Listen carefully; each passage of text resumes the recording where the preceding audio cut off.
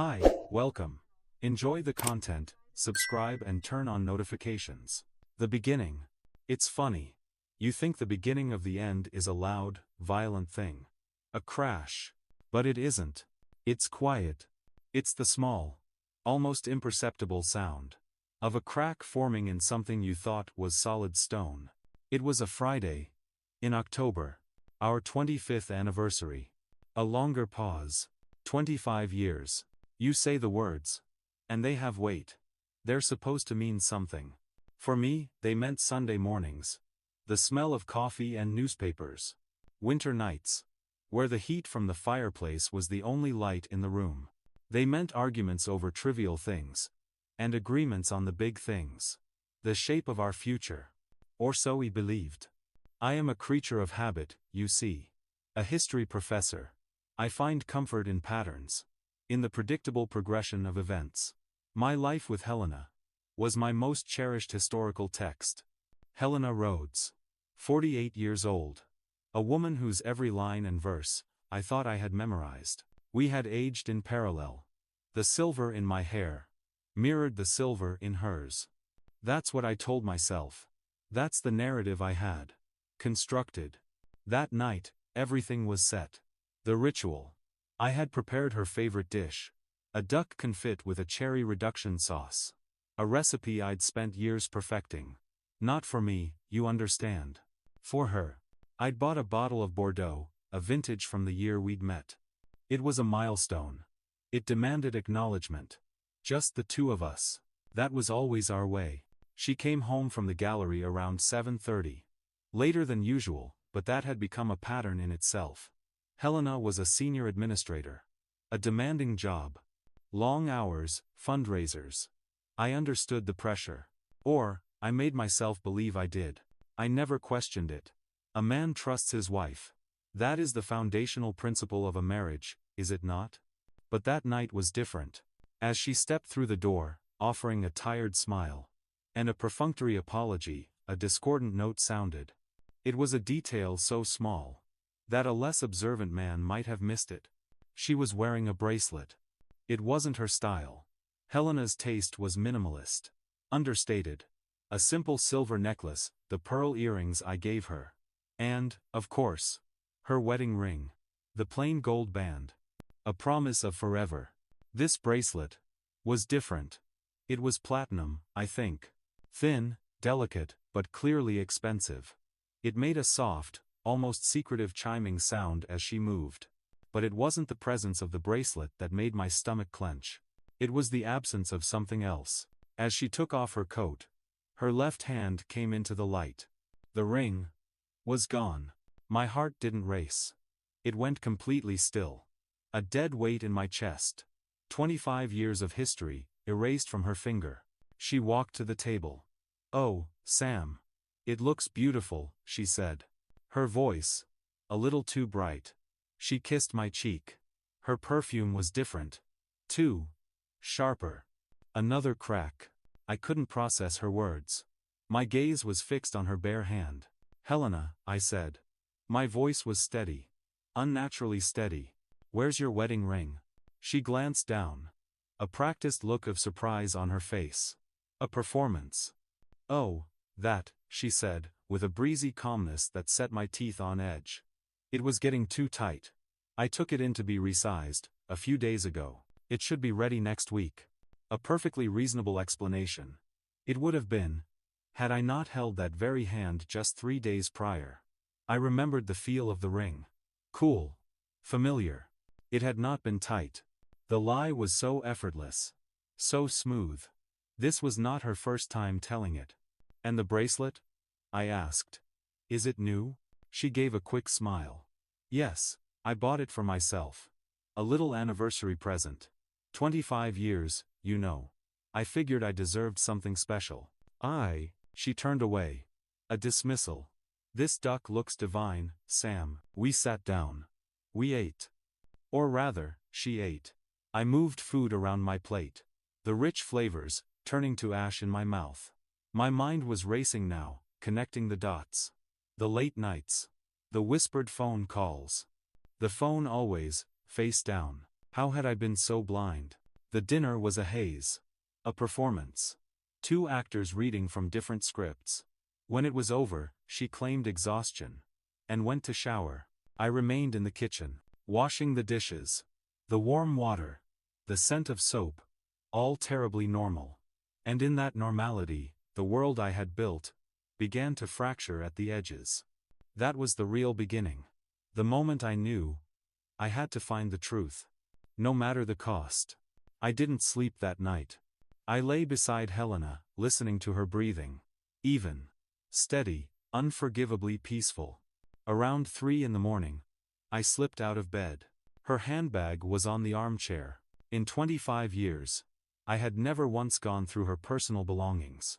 It was a line I never thought I would cross. But trust is a contract. And she had already violated its terms. My hand hesitated for only a second. Inside, among the usual clutter, was a small, dark blue velvet case. I pulled it out. She had taken the bracelet off before bed.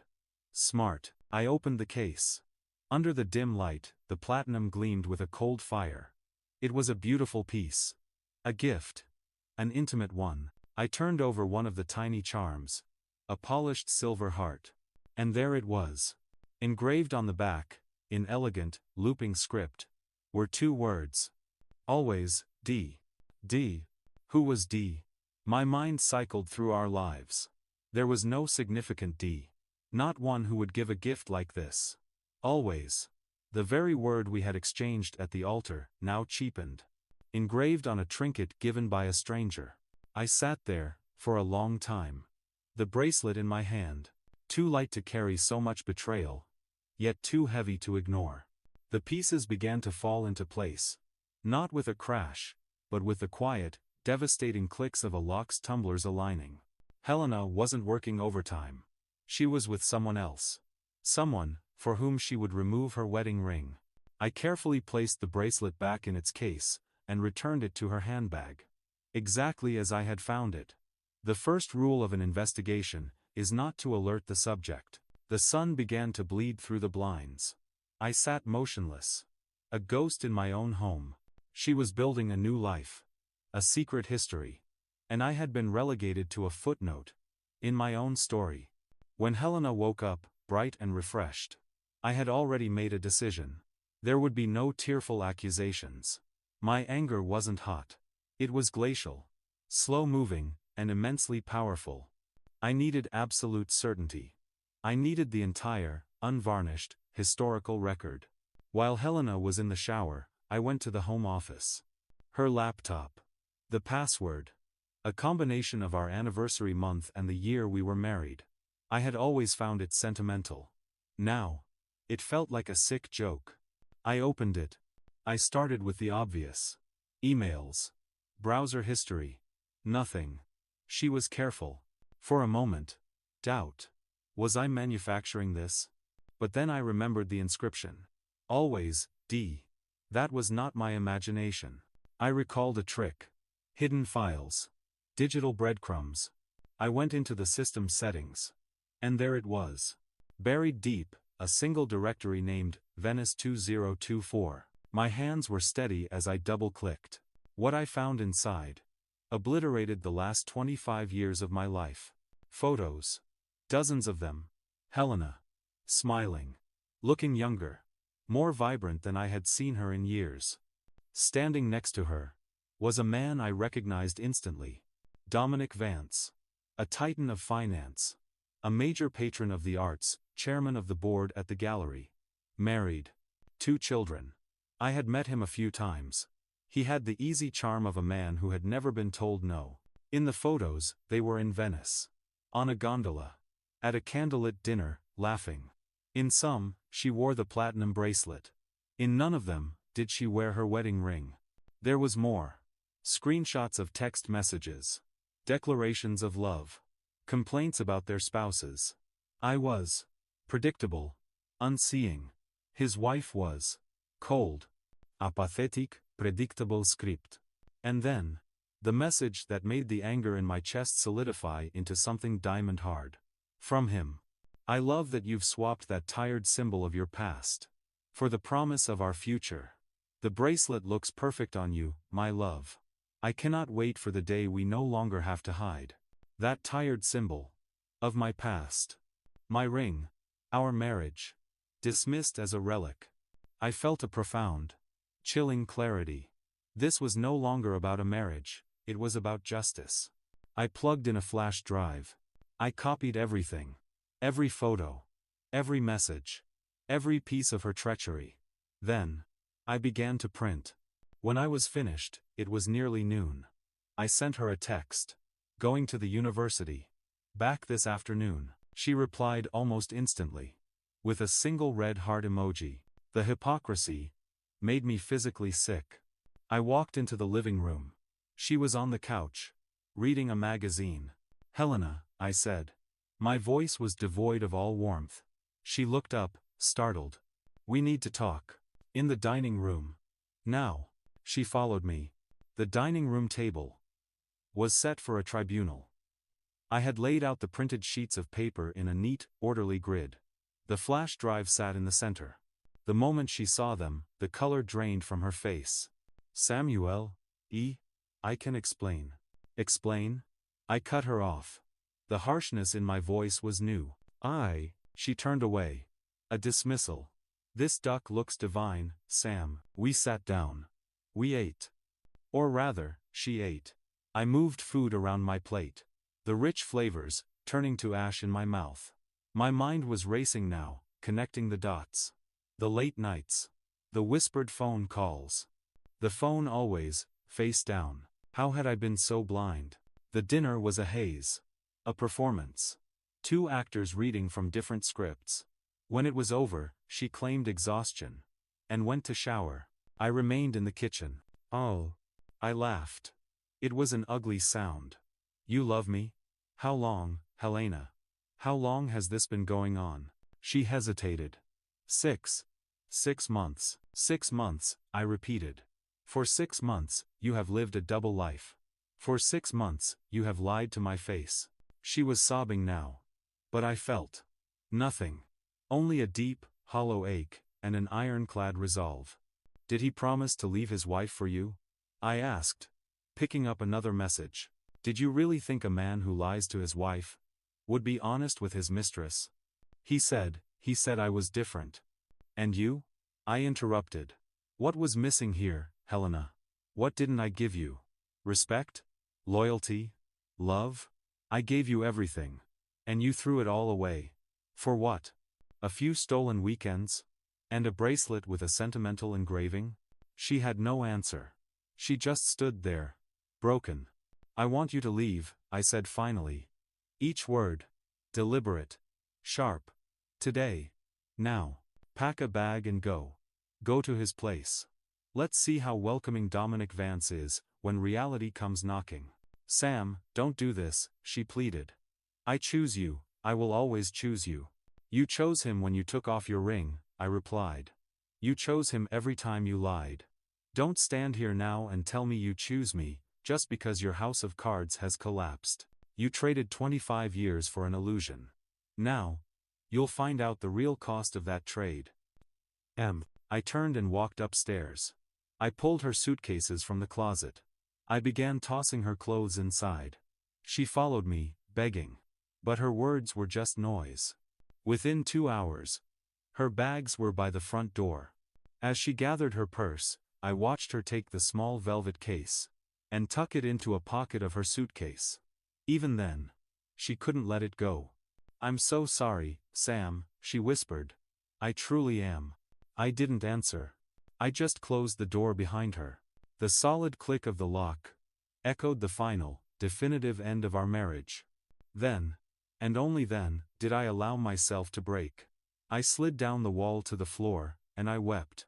The grief, when it subsided, left a cold, hard clarity. Pain is a catalyst. It can destroy a man, or it can forge him into something stronger, more resolute. I chose the latter. In the days that followed, I acted with the precision of a surgeon. First, my lawyer. I presented him with the flash drive.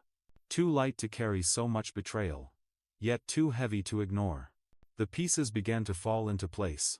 Not with a crash, but with the quiet, devastating clicks of a lock's tumblers aligning. Helena wasn't working overtime. She was with someone else. Someone, for whom she would remove her wedding ring. I carefully placed the bracelet back in its case, and returned it to her handbag. Exactly as I had found it. The first rule of an investigation is not to alert the subject. The other.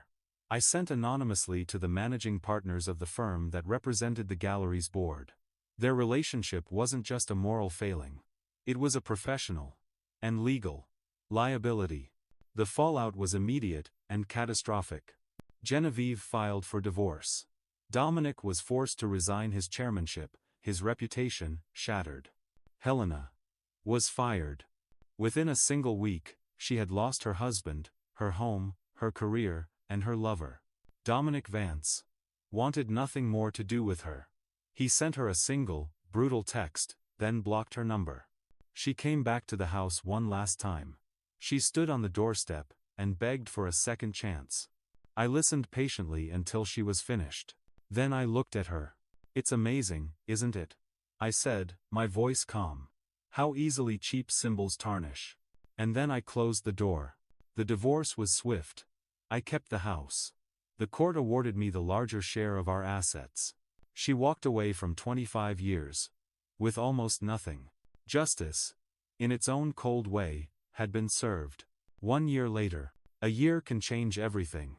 It can turn a wound into a scar. A house into a home again. I'm sitting in my living room. There is no trace of Helena here. It's my space now. I started volunteering at a local shelter for women. Hope Landing. I teach a creative writing class there. It felt right to take the pain and transform it. It was there I met Maria. She's one of the coordinators. A survivor. We have formed a friendship, a genuine connection, built on a shared understanding of loss and resilience. We talk about books. About history. About the quiet courage it takes to face the world after it has tried to break you. I know what happened to the others. News travels. Dominic Vance lost half his fortune, his reputation never recovered. Helena works a retail job in the suburbs. Lives in a small apartment. No gallery will hire her. Her story follows her like a shadow. Sometimes, late at night, I wonder if she still has the bracelet. I wonder if she reads the inscription. Always, D. And feels the crushing weight of those empty words. I wonder if she finally understands. She didn't just exchange a ring for a bracelet. She exchanged a life of substance for an illusion. A glittering fantasy that destroyed everything it touched. I still wear my wedding ring. Not on my finger, but on a silver chain around my neck, tucked beneath my shirt. It's not a symbol of a lost love. It's a reminder. A reminder that I honored my vows. That I was faithful to the end. That when my world was tested, my integrity held. Some choices can't be unmade. Some prices, once paid, can never be refunded. She learned that lesson too late. I am rebuilding my life with dignity. With purpose. She is simply living with the consequences of hers.